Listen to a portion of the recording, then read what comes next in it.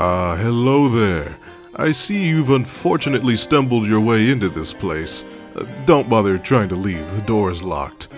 I made sure. So, while I have you trapped here, would you like to hear a story?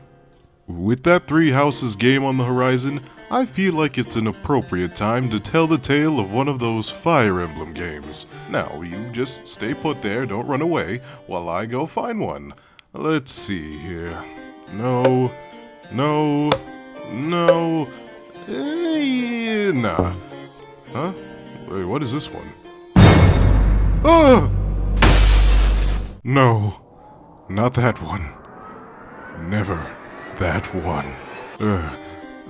Oh, hey, what about this one? Yeah, this should do. Fire Emblem, the Genealogy of the Holy War. This game actually only came out in Japan and was released in 1996 for the SNES. But it has gotten a fan translation over the years, so that's nice. While I'm really not a fan of the gameplay in this one, I can't deny with the majority of Fire Emblem fans that find this one to have the best story in the franchise. So, why don't I tell that story? In my own way.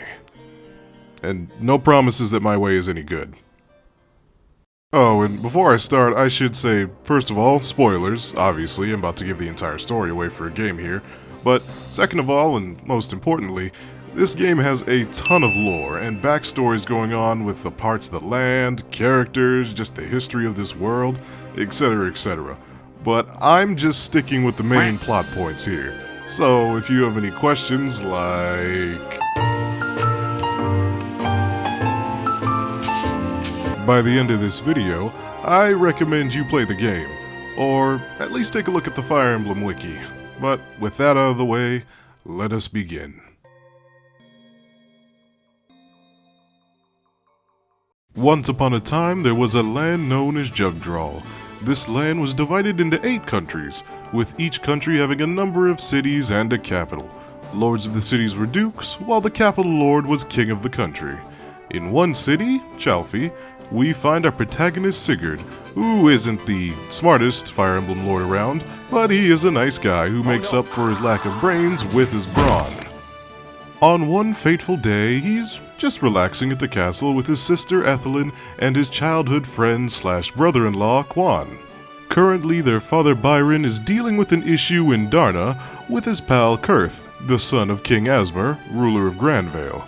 Sigurd's relaxation doesn't get to last for long though, as he receives word that the normally peaceful King Bateau of Verdan has suddenly started acting like a bit of a dickface, and decided to invade Grandvale, kidnapping Princess Edane in the process. The king has also been hanging out with some shady magician known as Sandima, but I'm sure it's just a coincidence. Sigurd gathers his friends and heads towards Verdan to save the princess, seizing castles and getting some notable help from his good friends Arvis and Eldigan along the way. Meanwhile... Jamk, I need you to watch this princess we kidnapped. Can I trust you to do this? Sure. Not sure why Dad is ordering this, but sure. A magician told him to. What? Don't worry about it. Now if you'll excuse me, I'm going to go do something that will leave you alone with the princess along with no guards to capture her if she escapes. Hi. Dang, she cute. Hey, thanks.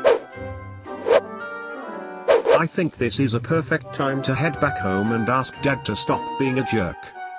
So Sigurd continues on his quest to save the princess, making his way through the land, and this quest doesn't actually last much longer considering she just finds them instead.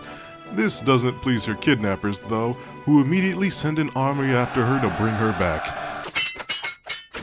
And after this, slaughter, Sigurd decides it would be best to head to the king himself and figure out exactly what's behind this change of character. On the way to the castle, he even manages to save a mysterious girl that he's never seen or met before. Hey, thanks. Dang, she cute. I love you. Meanwhile... Please stop being a bad person, Dad. No. Also go kill Sigurd. Fine. Thanks for the advice, Sandima. Glad I found someone I can trust.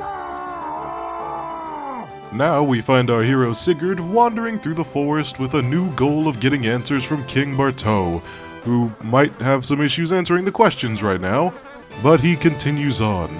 There he even bumps into the mysterious girl again, and just as quickly as Sigurd, she professes her love for our Chalfian protagonist. I love you too, baby. The two become a couple. I'm not even reading the bullet points for this one here, folks.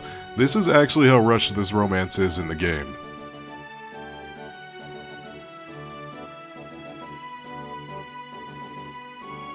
The army soon makes its way to Castle Verdan, where they're greeted by Sandima, and he's dead. Sigurd does arrive in time, though, to hear the dying warning of King Barteau. Sigurd, I'm such a fool. I was tricked by that wicked Sandima. Turns out he's a part of the Locterian cult, a group led by the devious Manfroy that plans to bring about the resurrection of their dark god Loctus. Please Sigurd, you must stop their plans at all costs. The destruction and misery they'll bring about the land if they succeed is unfathomable. K.